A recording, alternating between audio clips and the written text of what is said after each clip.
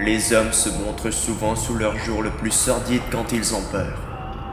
Bon, en ce qui me concerne, ma part animale réside désormais dans un coffre à vêtements. Seulement, il faut que j'affronte une peur de grande taille cette fois. Et j'ignore les répercussions que ça aura.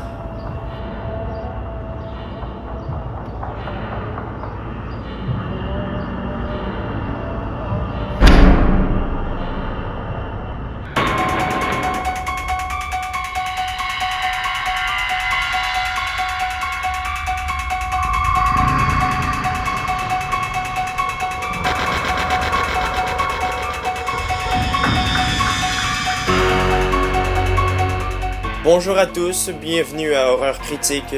Je ne voulais pas critiquer Halloween 2 de Rob Zombie. Je me serais exilé au Mexique si j'avais pu, sauf que j'ai réussi à me raisonner. Ouais, il est temps que je prouve au monde que j'ai du poil dans le pantalon et des couilles sur le torse. Oh merde, c'est pas ça. Il est temps que je prouve au monde que j'ai des couilles dans le pantalon et du poil sur le torse. Allez, c'est parti pour le remake d'Halloween 2. Un remake, il faut le dire vite.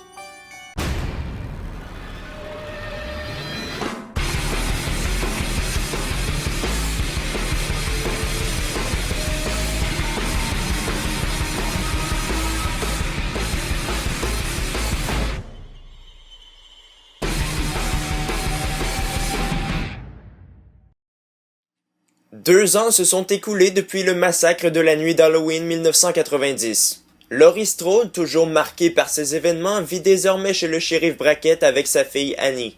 Et pour alimenter son traumatisme, la ville se prépare à nouveau à fêter Halloween. Le docteur Loomis, devenu une putain de diva, sort son livre dévoilant que Laurie est la sœur du psychopathe. Alors que tous le croyaient mort, bien qu'on n'ait jamais retrouvé son corps, Michael Myers revient à Haddonfield, plus sauvage que jamais. Il a la ferme intention de retrouver Laurie et de régler ses affaires familiales. Vous avez tous remarqué, l'histoire diffère totalement du Halloween 2 original. Ben c'est parce que cette fois-ci, John Carpenter a pas donné les droits de son scénario à Rob Zombie. Il a dû en écrire un de toutes pièces. Et le résultat n'est pas satisfaisant. On dirait plus une préquelle à The Devil's Reject qu'une suite à Halloween. Bon, il a au moins eu la décence de faire hommage au film de 81 avec les scènes d'ouverture, mais après, tout nous chie dans la gueule.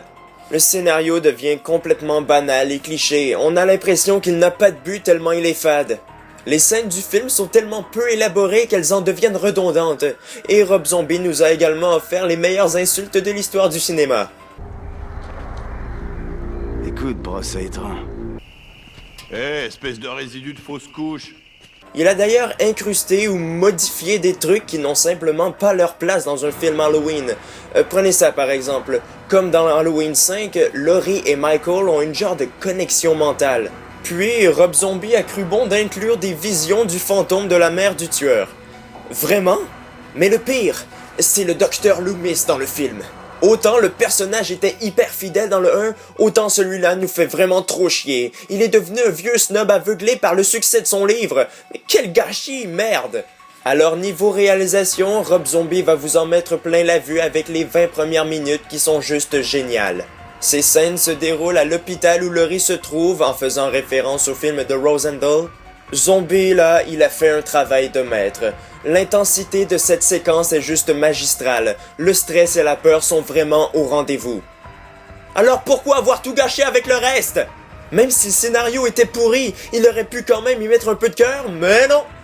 Sérieux, la réalisation après ça est dénuée de toute ambiance. Et vous savez à quoi c'est dû? L'absence du thème principal. La musique du film est pourrie, aucunement mémorable, et à aucun moment, excepté au générique de fin, on a droit au thème principal d'Halloween. Merde, mais cette musique est emblématique pour la saga, pourquoi l'avoir enlevée? La seule chose que j'ai minimalement appréciée du film, c'est la brutalité qui semble être innée chez Rob Zombie.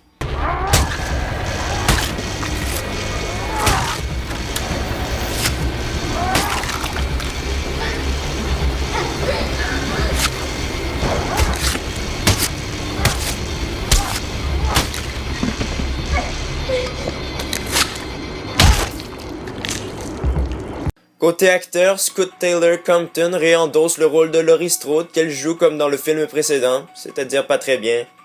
Par chance, Daniel Harris et Brad Dourif sont de retour également pour apporter un peu plus de crédibilité au film.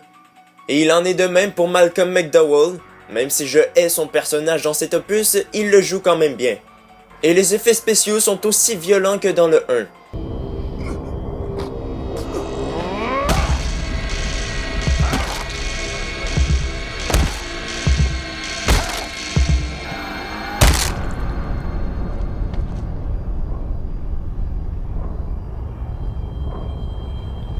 Le mec qui ressemble à ça après. Sauf que le costume de Michael, au début il est identique au premier, mais après il porte une saloperie de capuchon et son masque est déchiré. C'est moche!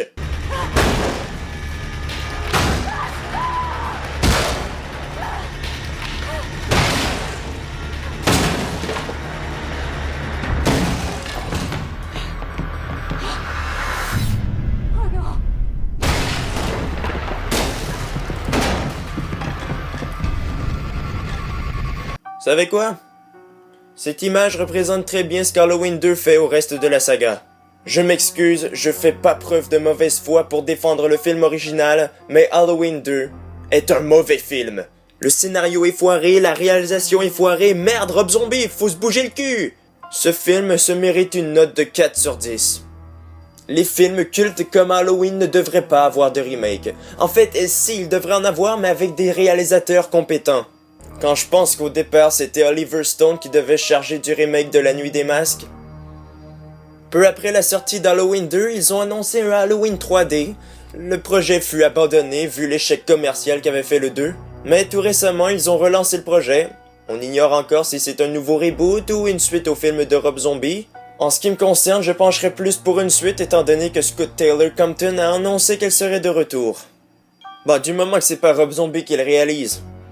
Bon, toi, en attendant, je te ramène où t'étais.